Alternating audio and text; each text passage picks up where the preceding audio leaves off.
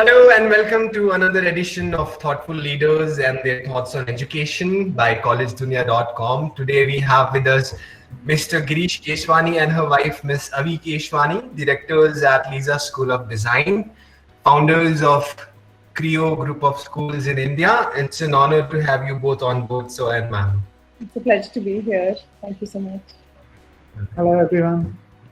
Hello. All right. So, well, we have a lot of questions for the both of you, and we're keen to know your answers on that. So, without further delay, shall we move on to the questionnaire? So, you both have held key positions at education institutes throughout your professional career. What are the key factors that keep you connected with the education sector? So, well, I think both of us, we did our undergraduation in India, and then we pursued our masters abroad. One of the key differences that we noticed was that the quality of education, unfortunately, in India didn't match up to what we were exposed to in the US. And when we just looked back and saw the amount of talent that Indian students have and our country has to offer, and it just felt somewhere unfair for them not to have the kind of platform that we had access to at a certain point in our lives. So for us, it was pretty much about just coming back and sharing or creating rather a platform which matched what we had seen and experienced abroad. So that was one of the key elements that was driving factor for us to have entered the education sector. Oh, wow, that's great. That's really wonderful. So, shall I move on to the next question?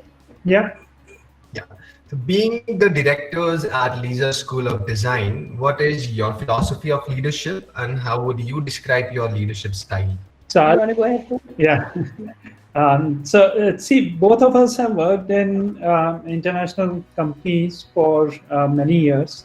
And what we have learned is that the leadership style has to be very open, letting whether it's students or your employees, let them try what they can think of, right? So what we have done over here in the college as well is that many of our teachers have key role, and at the same time faculty team also comes up with a lot of ideas in terms of refining the curriculum on a regular basis, which is in sync with the industry requirements.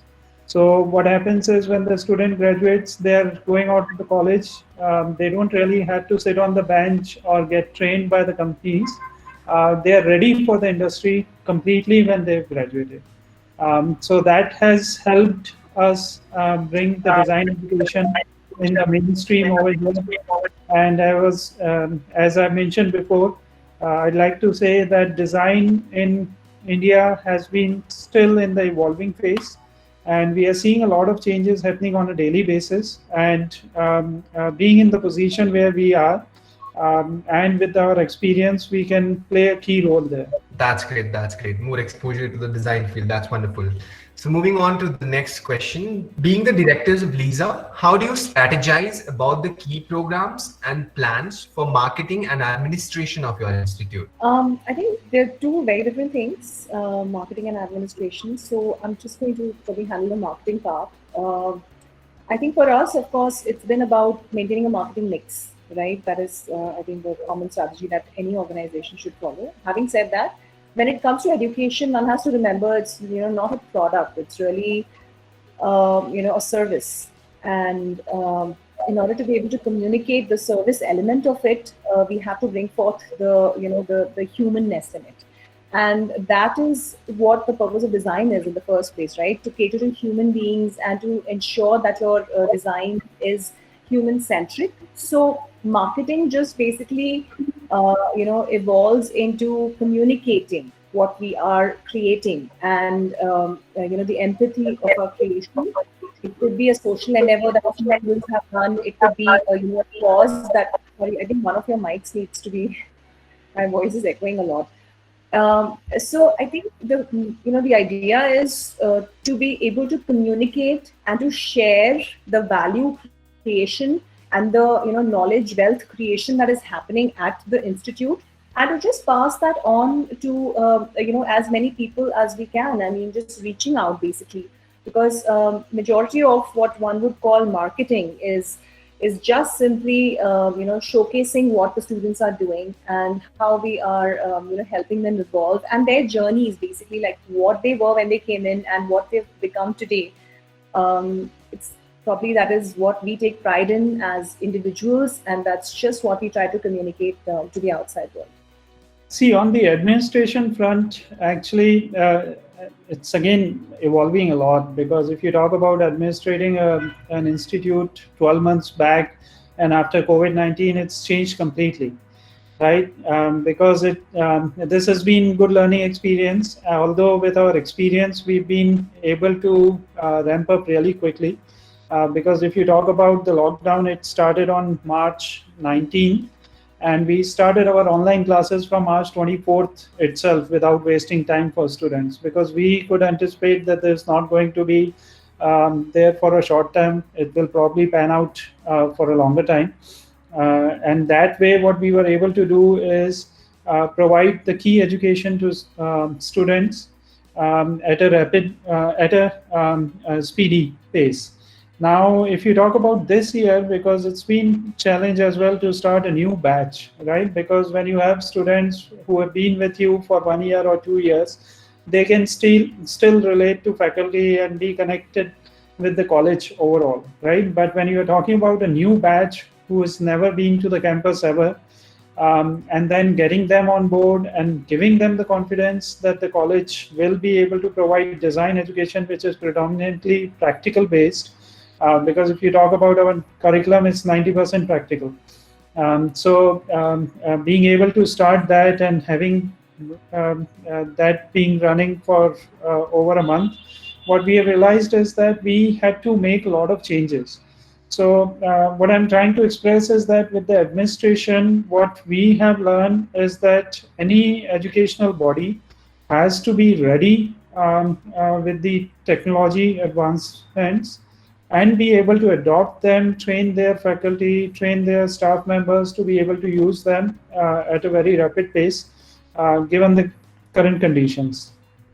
Yes, that is so true. You have to keep evolving with the industry, the ever evolving industry. So moving on to the next question, how does the curriculum of LISAA ensure the best practices of the industry? See, I think industry-centric education has been primary focus for us. So because as Mr. Girish just pointed out, that this is a practical form of education where 80% of our curriculum is practical. So if I say practical, then what does that mean and what are the standards? Because obviously you look at a curriculum, especially university, the kind of curriculum we get, it's all text, right? They're not even videos sharing what exactly you need to teach. And then how you translate or interpret that text is completely left to us. So the parameter, or rather the benchmark for us, has been to ensure that we have reached a standard that is currently practiced by the industry. So we are not saying that used to be practiced by the industry even 5 years ago, 2 years ago, or 1 year ago.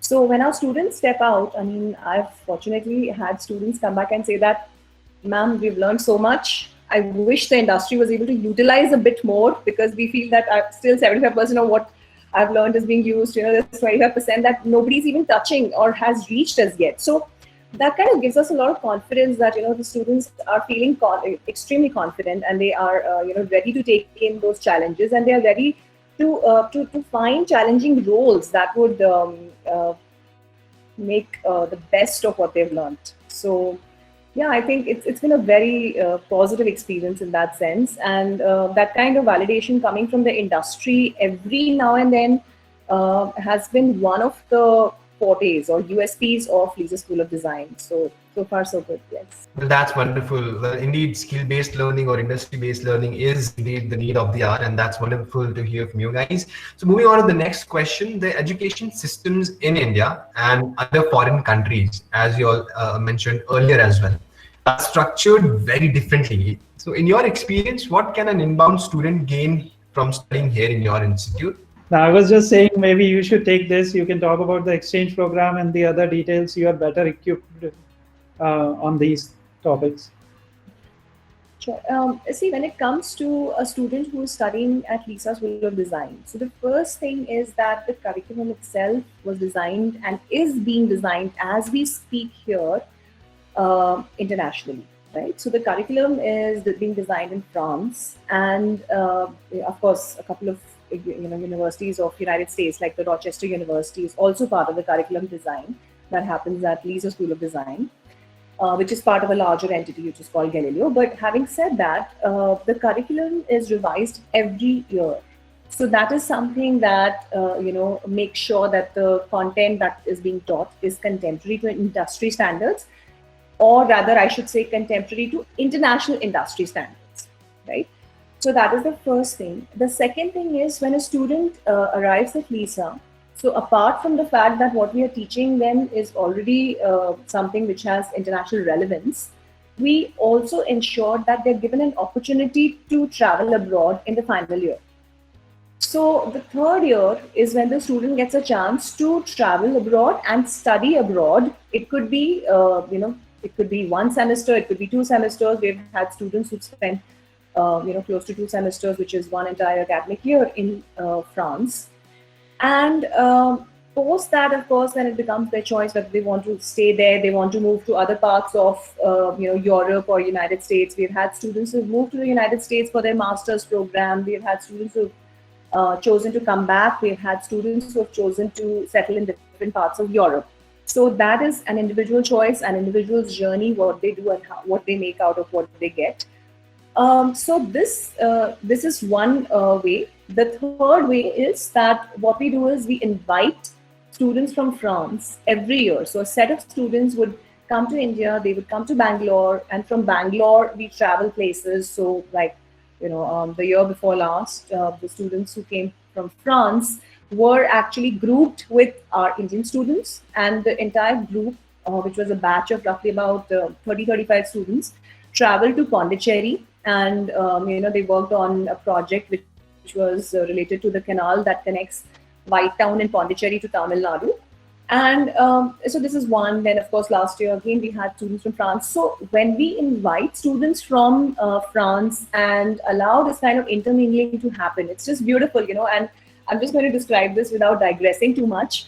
That by the end of their trip, there were Indian students, who were helping, like for the ethnic day, they were helping the French students drape saris or put mehendi, or, these French girls who are like 18, 19, and they're so curious even about small things like bindi. So, that's the level of like interpersonal. So I'm not just saying just, of course, a learning bit, which is happening obviously by the course of the workshop that we are designing, but also just learning about different cultures, and how things work around and how do people think, because that, I think, lateral thinking is one of the key elements when it comes to design. You have to be able to put yourself in another person's shoes, that, their thinking parameters or how they want to live their life could be completely different from how you would want to live your life. And to be able to design for different people, that is what it takes, to be able to put yourself in another person's shoes. So that has been, how we have tried to expose our students to this international level of education, international process of thinking, and just trying our best to keep doing this through various endeavors. Well, that's great. That's a huge amount of exposure to Indian students as well. That's really wonderful. So moving on to the next question, any insights into how your institute could be more welcoming to students of different races or economic backgrounds? See, we've honestly, this is such an interesting question, because when it comes to races, the entire idea of LISAA being a French school kind of obliterates any differentiation that one might even perceive that, oh, I'm going to a French school. Yes, you are going to a French school, which is located in India. And surprisingly, I think a lot of people don't know that Africans have a huge command over the language because they were French colonies. So we've had students from Africa coming in, and they're so fluent at French. In fact, sometimes they're better than the French students themselves. a lot better than Indian students, of course. So everybody has their key strength. Now these students, when they step out, they go to stores, they go to even chai walas. So of course, the French students are looking for some kind of help from Indian students in order to be able to communicate.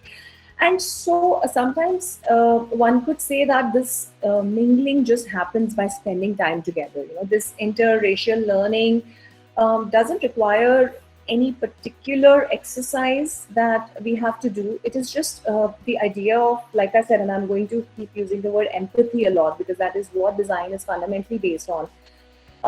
It just develops naturally, and when they see that, oh, he or she is struggling, and I have to help him, and then of course the other one also comes up and helps the other student that, okay, this is not my forte, why don't you help me with this, or help me learn Kannada. And some of the French students are very excited about the idea of learning Kannada and Hindi and English.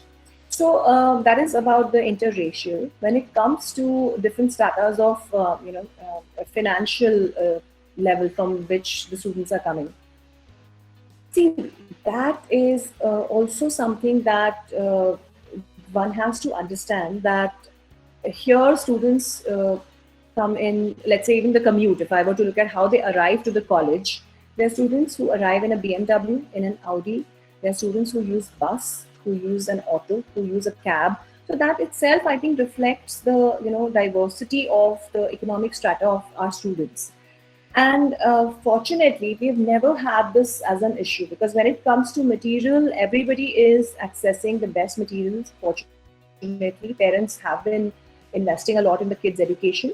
And the second thing is creativity. So, I mean, if you can't get, let's say, tier A product, all right, so what do you do if you get a tier B product? And how do you make the best of it, right? So that is also something that students are pushed to explore, that, okay, so assume this is your limitation. And they say that necessity is the mother of invention, right? So sometimes that challenge itself, that constraint, can actually help to bring out the best in the students. So yeah, I think we've been doing pretty well so far. Well, that's great. That's great. So moving on to the next question. So what do you think should be the institute's priority over the next 10 years? I think let me Girish. See, as I mentioned, COVID-19 has taught us a lot, right? Because if you talk about how the classes were being taken 12 months before and now, right? Now all the classes are being taken online. So you must have also heard many times, many parents, many students are saying now, the teachers are also realizing this, that it's not only students who are watching teachers, right? Teachers are getting watched by students' relatives, their parents, at the same time, everyone, right? So we have been very fortunate because most of our teachers are very well qualified, and they've been ramping up to teach online very rapidly. But it has opened up a lot of areas where what we would like to prioritize for next 10 years. Our goal has been, and our primary focus from the day when we have started, has been on quality of education. Right now, many times, many parents ask us that, how do you measure quality of education, right? So it's very straightforward. Particularly for design field, it's very, very easy. If the work of students of a design college is appreciated everywhere, then you can believe that the design college is doing something good, right? So that's what our focus has been. We take a lot of pride in showing the work of our students to industrialists, to parents. We have regular open days on an annual basis, if not on a 6 months basis, to showcase the work of students. And that's where our focus will continue to be, on faculty improvement, because we know that faculty has to keep on learning to be able to keep up with the rapid changes, rapid evolution of design education. At the same time, making sure that our focus always stays on quality of education. That has to be measured by the work of our students, whether it is academically oriented or industry oriented. So you'd like to add anything else? Yeah, I'd like to add the fact that, of course, what Mr. Girish said is very, very well put, that the teacher quality is something we are focused on, and we want to continue to focus on, and the quality of education. Also with regards to international exposure. So, like for example, our school is now welcoming Fulbright scholars, and we have recently been approached by a Fulbright scholar from the United States. She is going to be studying the semiotics of fashion. Now, semiotics, although it's a study of signs and symbols, it's not a subject that a lot of colleges are focusing on, although it's super integral to design education.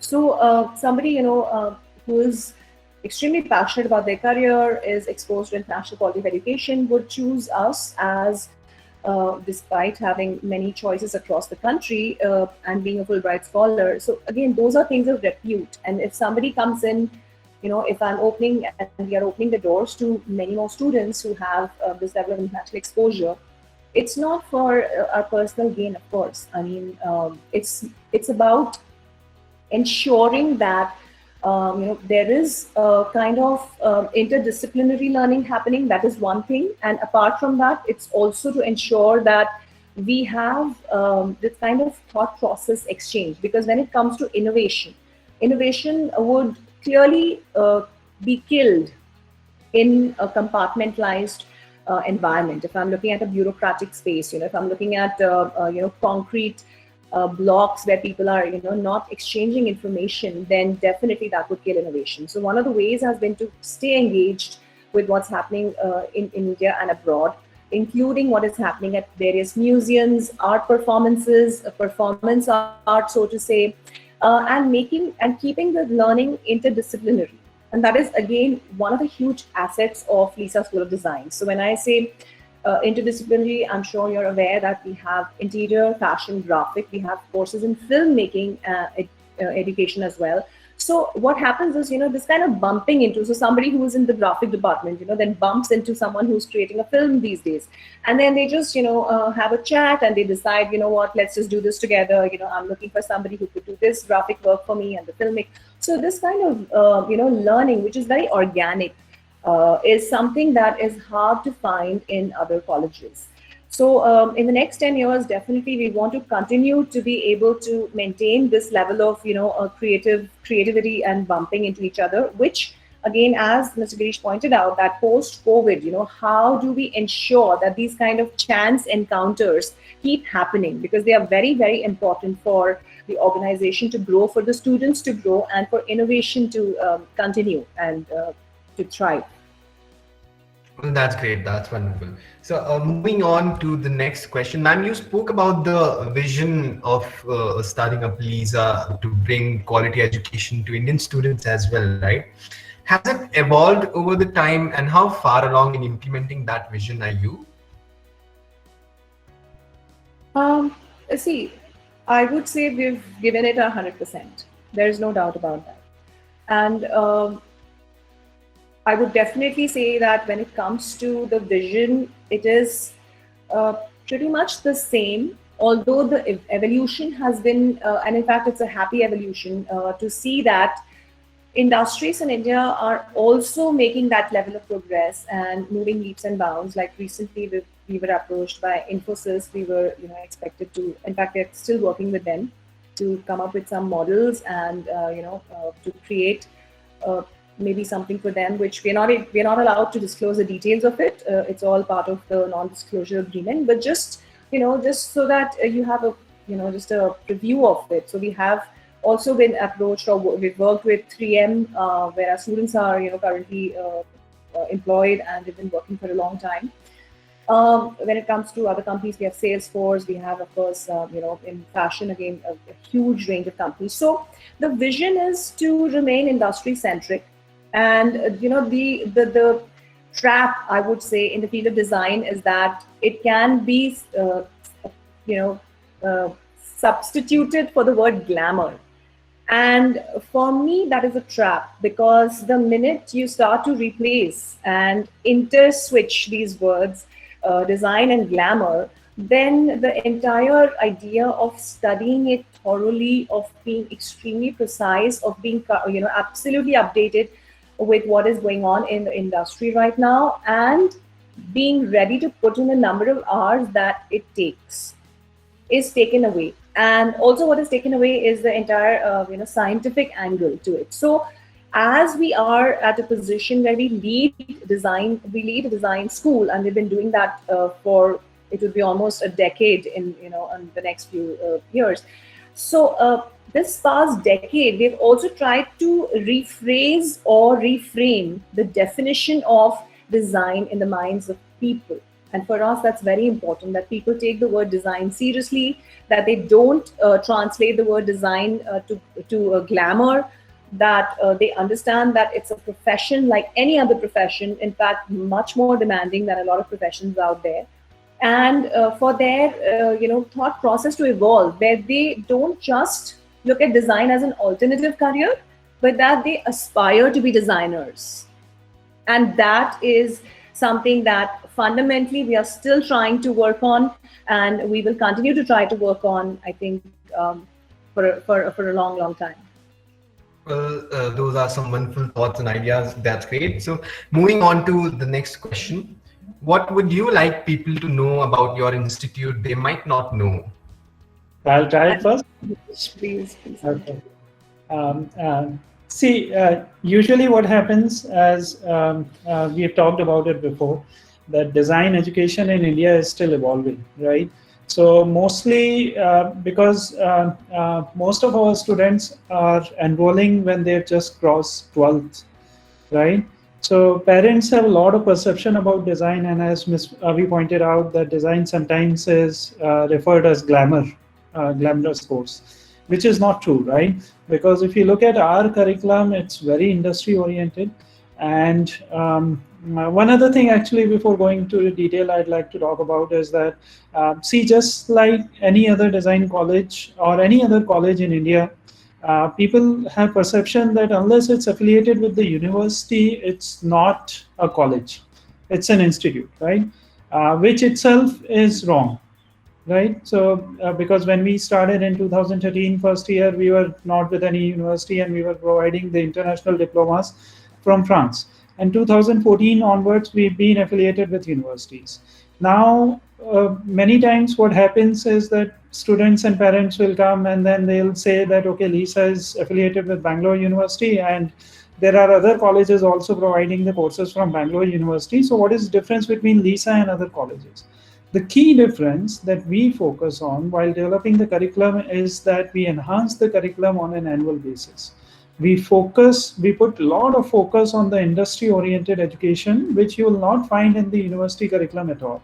If you just pick up university curriculum, you will just find, as ma'am said, that it's written in black and white, no emphasis on how and what is interpreted by colleges at their level. Many colleges, what they do is they'll just pick up the curriculum, they'll simply follow what's written in the booklet, and then get done with it.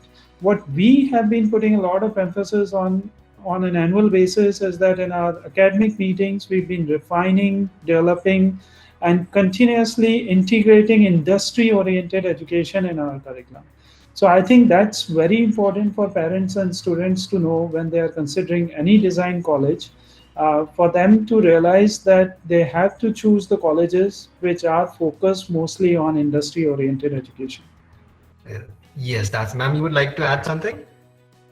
No, I think as Mr. Girish has rightly pointed out, because this is exactly what we would like for parents to be aware of, that in terms of what we are offering is not a standardized package, and I'll take you to the other extreme as well. And without naming names, there is a reputed design college in Mumbai.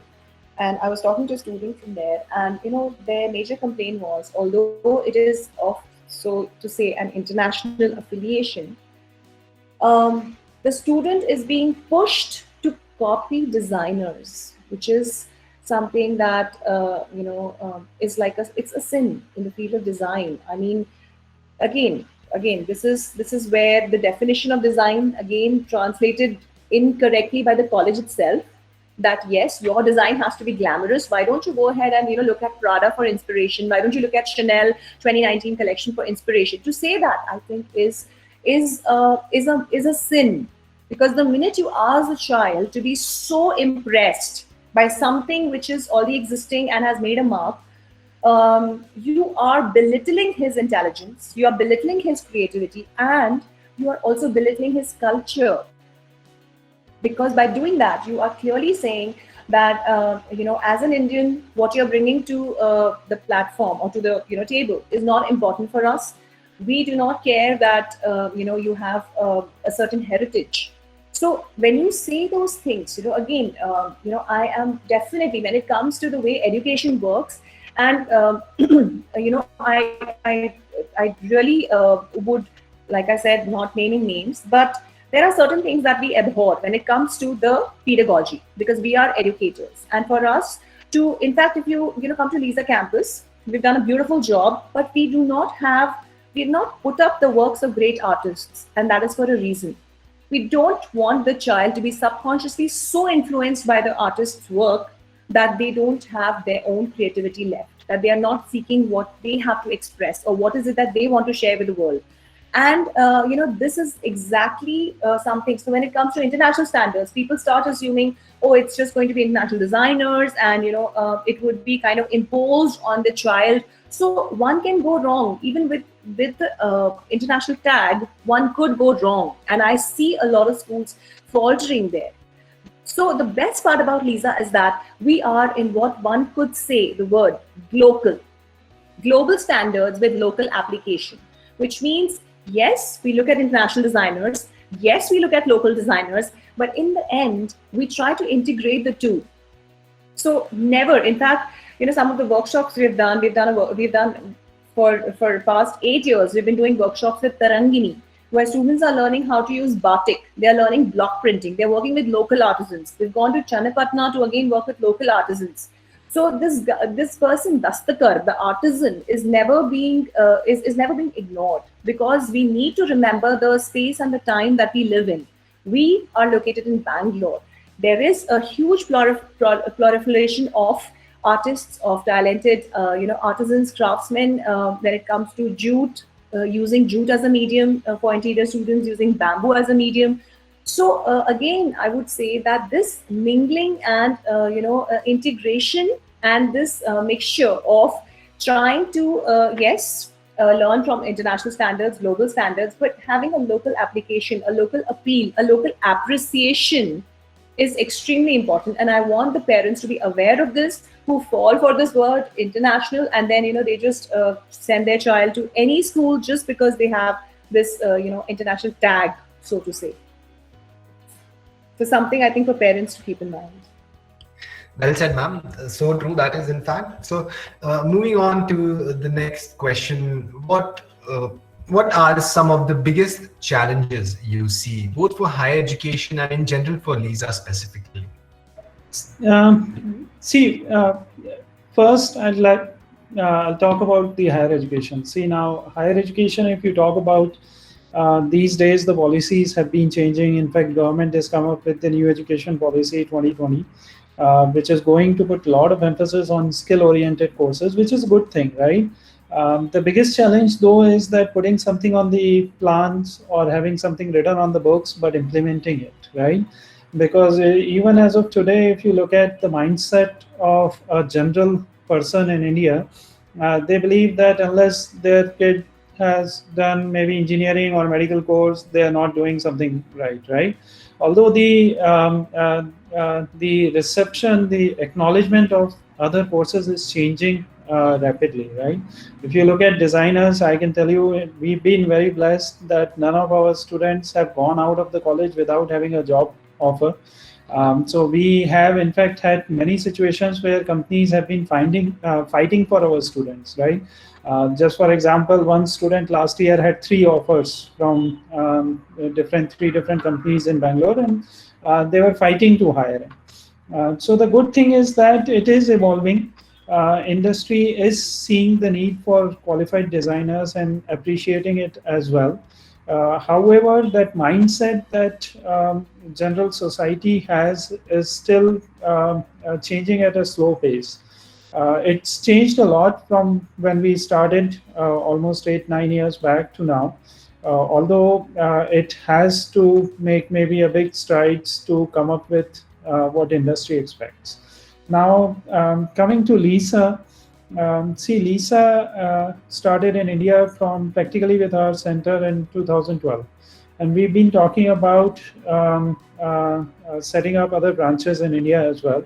Although because our main focus has been on quality of education, and we want to ensure that our processes and all checks and balances are in place in Bangalore, we have not ventured to other cities yet.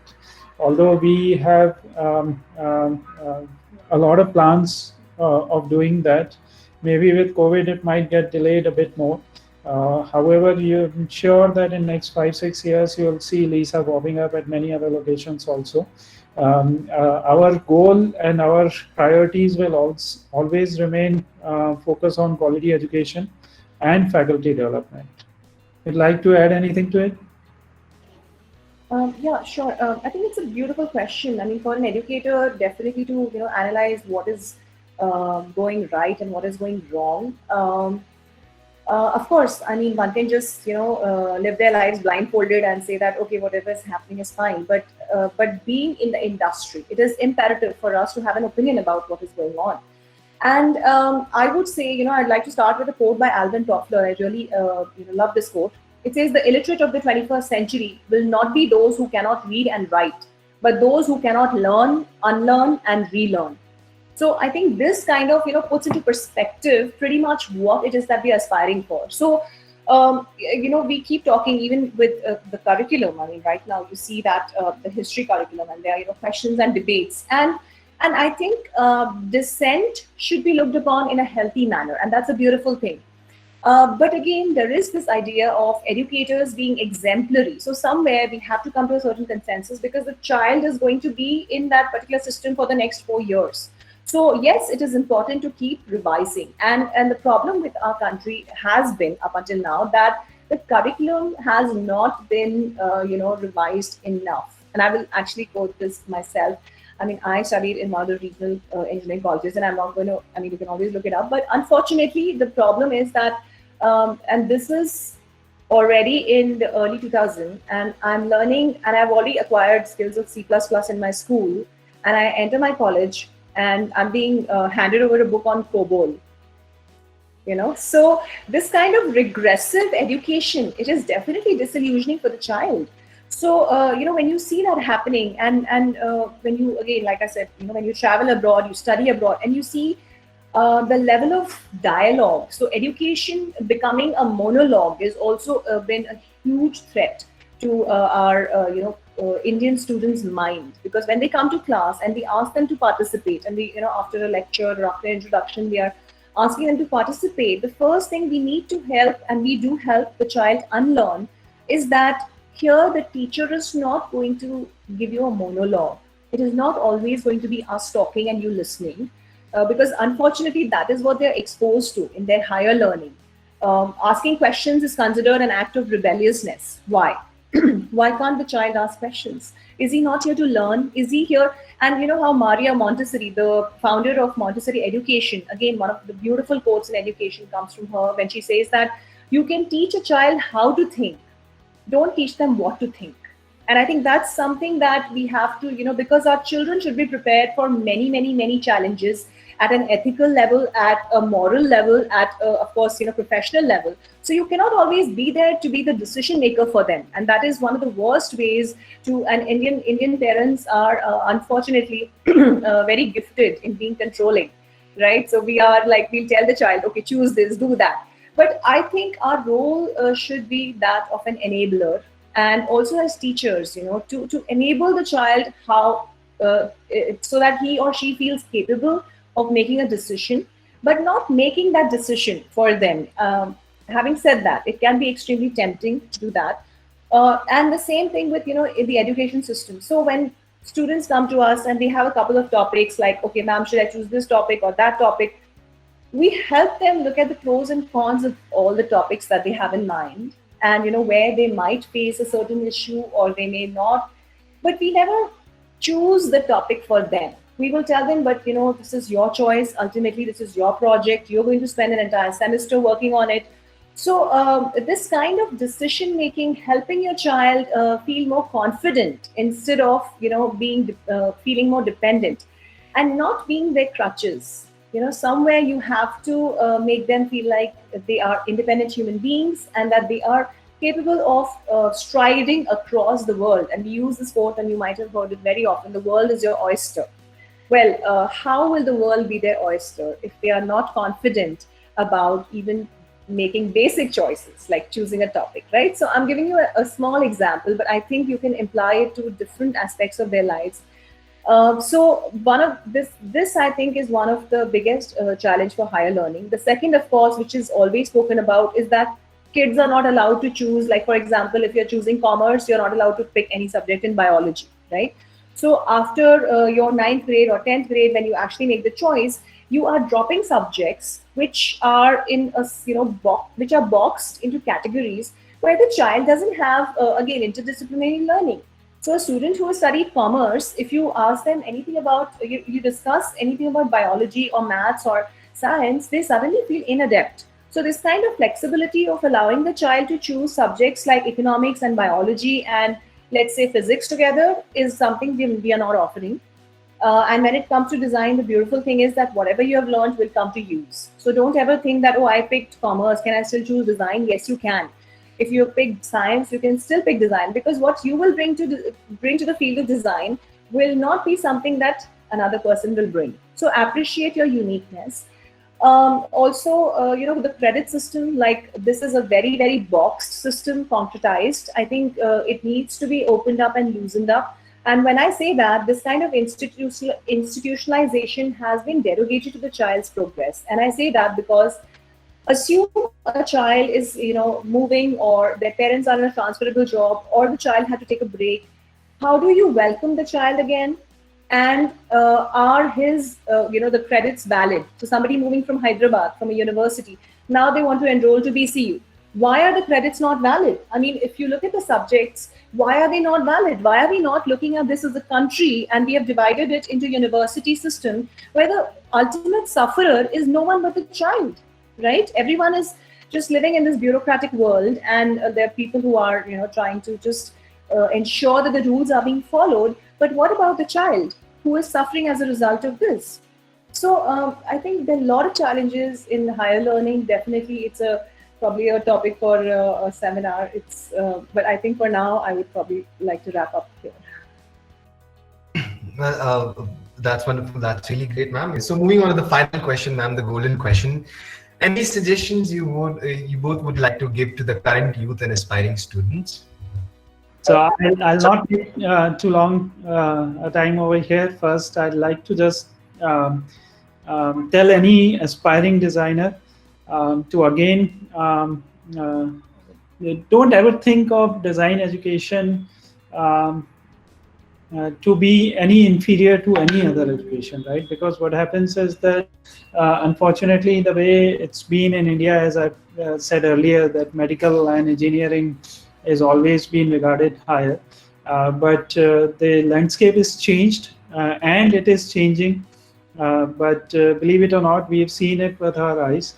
It's changed a lot already, and you won't believe the type of opportunities are awaiting designers. So it's going to be probably in next 5 to 10 years is probably going to be the most sought after course. And the only reason why, because it's a skill-based training. So as Madam said a bit earlier, that learn, unlearn, and relearn. So that's how I'd like to say. And good luck. Would like to say something on this? Yeah, I think the youth is. I mean, I would probably not be the first person to say this, and this is something that we always say, that they feel entitled, that that they are not full, etc. So all of that is something that people keep talking about. But honestly, there's a beautiful quote which says that every generation believes that they are more intelligent than the previous generation, and they are wiser than the next generation, right? So this is something that we can fall prey to, that in generalizing that age is the criteria for wisdom, or that a younger lot is more intelligent. So we must break through these barriers, I think, of thought, and we must appreciate intelligence coming from an 80-year-old and wisdom coming from a 10-year-old. I think that's important. Having said that, I think the youth has definitely a lot of potential. So I'm not going to say that they're not wise. They're definitely, I mean, I meet a lot of wise students. Um, the message would be that, you have to continue to explore options when it comes to your career. So don't make decisions very early on, and again, just going back to unlearn, relearn, and also for your own decisions, every day question that, like, continue the questioning, because that is important. So yes, you wanted to be a pilot when you were 10 years old, but now you're 20. What do you want to be? You don't have to be a pilot just because you set your heart on it at certain point and today it doesn't appeal to you. So, be brave enough to make those changes and say, okay, it did appeal to me at a certain point, but today it does not. So I'm going to be open enough to look at other options. I want to see what's out there.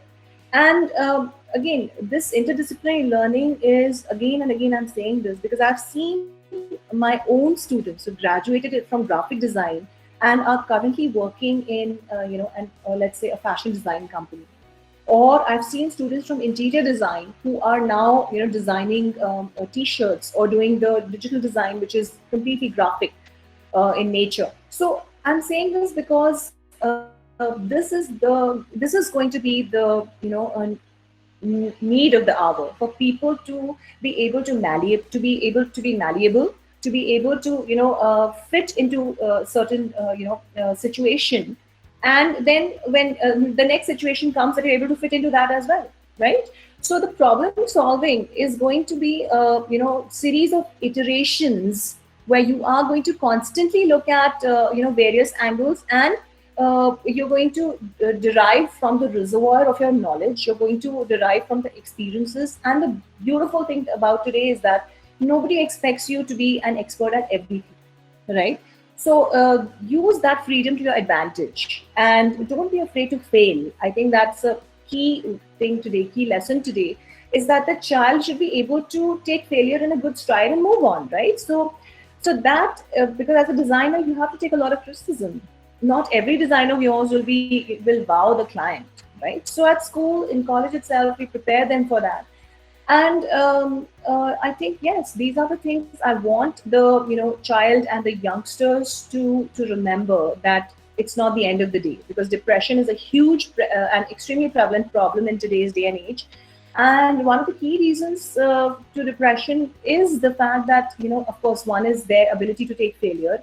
Is also the fact that, are you looking forward to challenges in your life? Are you open to accepting challenges with open arms and saying, okay, this will make me grow? So those are things that I think the youngsters need to, gear up for, because if it is not going to be our youth, then who will, ride this future wave, right? So that is important. And I think that this is going to be my message to the youngsters, that, continue evolving, stay strong, be aware of what's going on. Don't be afraid to change your decisions. Look at every day as a new day.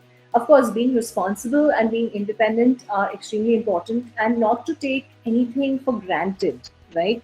You have an opportunity to learn, use it to the max. Because if you're not going to study today you feel that, what, I'm getting so much in terms of my salary, let me just quit my education.